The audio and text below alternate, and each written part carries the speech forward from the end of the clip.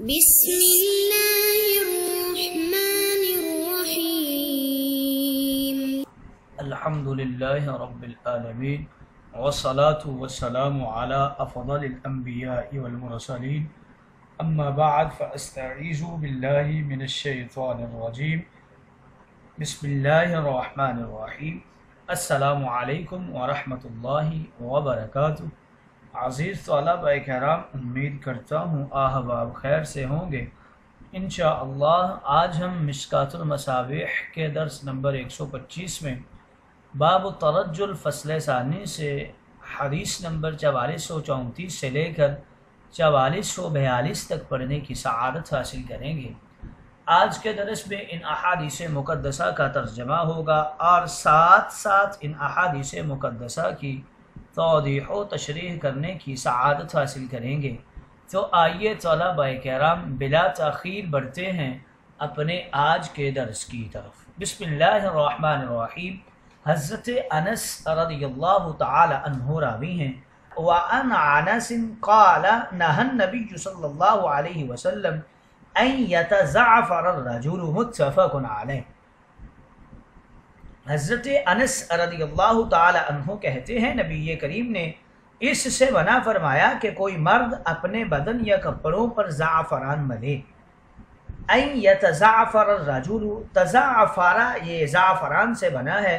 مطلب یہ ہے کہ مرد نہ اپنے کپڑوں میں زعفران کی خوشبو استعمال کر سکتا ہے اور نہ زعفران کی خوشبو اپنے جسم پر مل سکتا ہے، اس لیے کہ زعفران ملنا عورتوں کے ساتھ مخصوص ہے.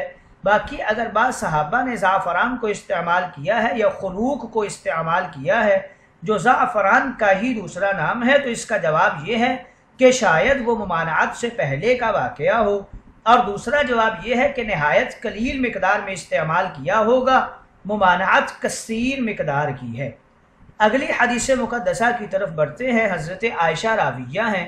وعن عائشة قالت كنت أطيب النبي صلى الله عليه وسلم بأطيب ما نجد حتى أجد وبئس الطيب في رأسه ولحياته. حضرت عائشہ کہتی ہیں مجھے جو بہترین خوشبو میسر آتی وہ میں نبی کریم کو لگاتی، یہاں تک کہ اس خوشبو کی چمک مجھ کو آپ کے سر اور داڑھی میں نظر آتی. یہ بخاری و مسلم کی روایت ہے. اگلی حدیث مقدسہ حضرت نافع رضی اللہ تعالی عنہ راوی ہیں. وعن نافع قال كان ابن عمر اذا استجمر بألوة غير مترات وبكافور يطرحه مع الألوة ثم قال هكذا كان يستجمر رسول الله صلى الله عليه وسلم. رواہ مسلم. حضرت نافع کہتے ہیں حضرت ابن عمر جب خوشبو کی دھونی لیتے تو کبھی تو صرف اگر کی دھونی لیتے جس میں مشک وغیرہ مخلوط نہ ہو، اور کبھی کافور کی دھونی لیتے کہ اس کو اگر کے ساتھ یعنی دونوں کو ملا کر آگ میں ڈالتے. نیز حضرت ابن عمر نے فرمایا کہ رسول کریم بھی اسی طرح دھونی لیا کرتے تھے کہ کبھی تو صرف اگر کی دھونی لیتے اور کبھی کافور اور اگر دونوں کو مخلوط کر کے اس کی دھونی لیا کرتے تھے.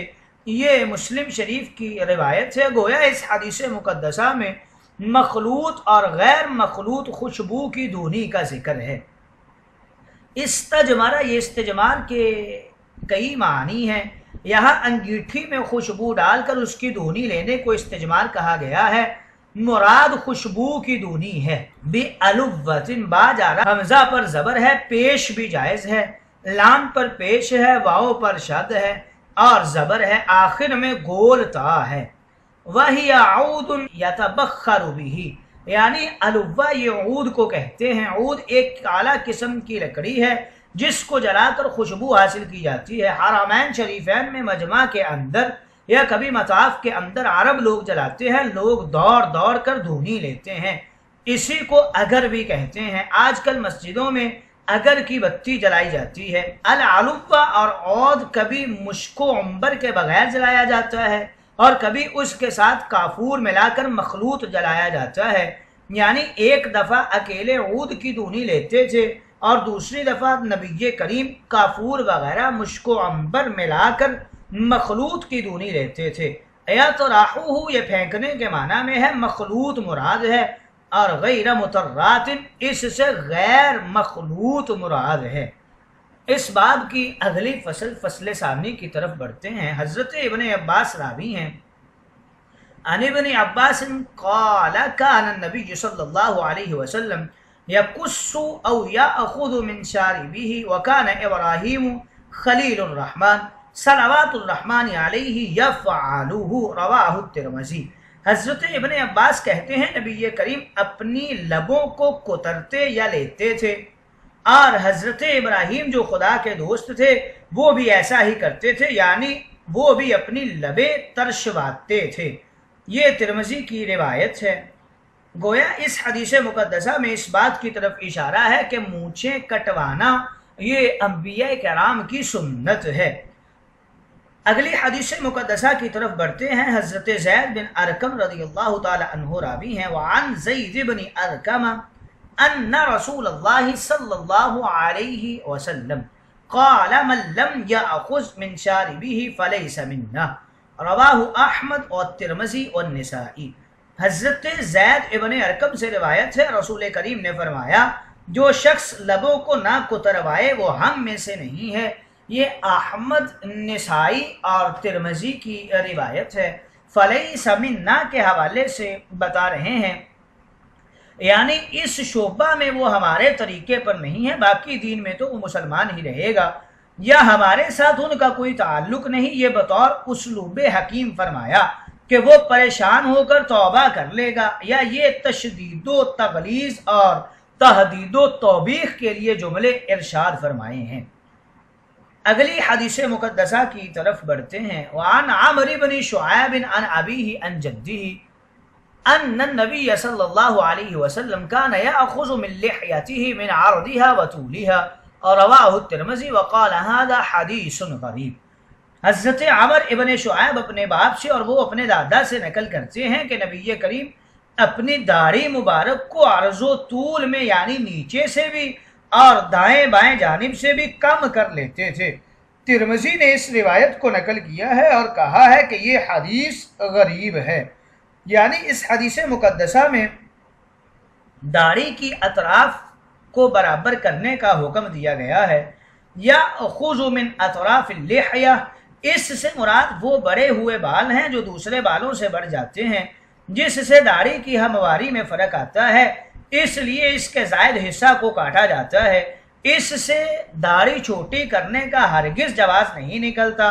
ایک مشت تک داڑھی چھوٹی کرنا جائز ہے، جس طرح حضرت ابن عمر نے کیا تھا، اس سے کم کرنا جائز نہیں ہے۔ داڑھی میں اصل حکم تو اعفاء اور بڑھانے کا ہے، ایک قبضہ تک کم کرنے کا جواز اور آخری حد ہے۔ گویا صحابی نے آخری حد کی بھی حد بتا دی کہ ایک مشت ہی آخری حد ہے۔ اگلی حدیث مقدسہ کی طرف بڑھتے ہیں۔ حضرت یعلا بن مرہ رضی اللہ تعالی عنہ راوی ہیں، وعن یعلا بن مرہ ان النبی صلی اللہ علیہ وسلم رأى علیہ خلوقا فقال ألك امرأة قال لا قال فاغسله ثم اغسله ثم اغسله ثم لا تعد، رواہ الترمذی والنسائی۔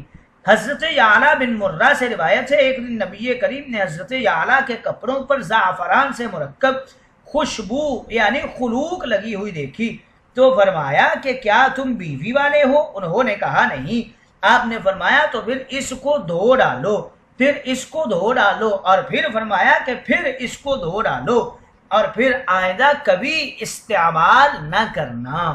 یہ ترمذی اور نسائی کی روایت ہے۔ خلوق ایک خاص قسم کے عطر کو کہتے ہیں جس کو عورتیں استعمال کرتی ہیں۔ زعفران سے خلوق کا عطر بنتا ہے۔ جب مردوں کے لیے زعفران منع ہے تو خلوق بطریق اولا منع ہے۔ الکا امرأۃ، حضور علیہ السلام نے اس لیے پوچھا تھا کہ اگر بیوی والا ہے تو شاید اس کے جسم سے لگا ہوگا جو معاف ہے، لیکن جب تاجدار انبیاء کو معلوم ہوا کہ اس نے مستقل طور پر استعمال کیا ہے تو آپ نے 3 مرتبہ فرمایا کہ جاؤ اور اس کو دھو کر آؤ، بلکہ 3 بار دھو ڈالو۔ لہٰذا اس حدیث مقدسہ سے اس بات کی طرف اشارہ ہوا ہے کہ مرد کو خلوق استعمال کرنا جائز نہیں ہے۔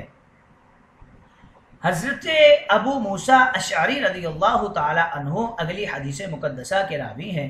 وعن ابی موسیٰ قال قال رسول اللہ صلی اللہ علیہ وسلم لا يقبل اللہ صلاة رجل فی جسدہ شیء من خلوق، رواہ ابو داود۔ حضرت ابو موسیٰ اشعری رضی اللہ تعالی عنہ کہتے ہیں رسول کریم نے فرمایا اللہ رب العزت اس شخص کی نماز قبول نہیں کرتا جس کے بدن پر تھوڑی سی بھی خلوق لگی ہوئی ہو۔ یہ ابو داود کی روایت ہے۔ خلوق یعنی یہ شخص نماز پڑھے گا مگر عورتوں کی مشابہت کی وجہ سے نماز قبول نہیں ہوگی، کیونکہ خلوق عورتوں کی خوشبو ہے، اس نے مشابہت اختیار کی ہے۔ لیکن ابن ملک فرماتے ہیں کہ یہاں خلوق استعمال کرنے پر یہ وعید شدید آئی ہے جو زجر و توبیخ اور تشدید و تغلیظ پر محمول ہے۔ اگلی حدیث مقدسہ کی طرف بڑھتے ہیں۔ حضرت عمار بن یاسر رضی اللہ تعالی عنہ راوی ہیں۔ وعن عمار بن یاسر قال قدمت على اہلی من سفر وقد تشککت یدایا فخلقونی بزعفران فغدوت على النبي صلى الله عليه وسلم فسلمت عليه فلم يرد علي وقال اذهب فغسل هذا عنك، رواہ ابو داود۔ حضرت عمار بن یاسر کہتے ہیں کہ ایک مرتبہ میں سفر سے واپسی میں اپنے گھر والوں کے پاس اس حال میں پہنچا کہ میرے دونوں ہاتھ پھٹے ہوئے تھے، چنانچہ میرے گھر والوں نے علاج کے طور پر میرے ہاتھوں پر اس خوشبو کا لیپ کیا جس میں زعفران مخلوط تھی۔ پھر جب میں صبح کو نبی کریم کی بارگاہ میں حاضر ہوا، میں نے آپ کو سلام پیش کیا تو آپ نے میرے سلام کا جواب نہیں دیا بلکہ فرمایا جاؤ اور اس خوشبو کو اپنے بدن سے دھو ڈالو۔ فلم یرد علی یعنی خلوق استعمال کرنے کی وجہ سے تاجدار انبیاء نے مجھے سلام کا جواب نہیں دیا۔ شاید حضور علیہ الصلوۃ والسلام کو حضرت عمار کے عذر کا علم نہیں ہوا تھا، ورنہ وہ معذور و مجبور تھے۔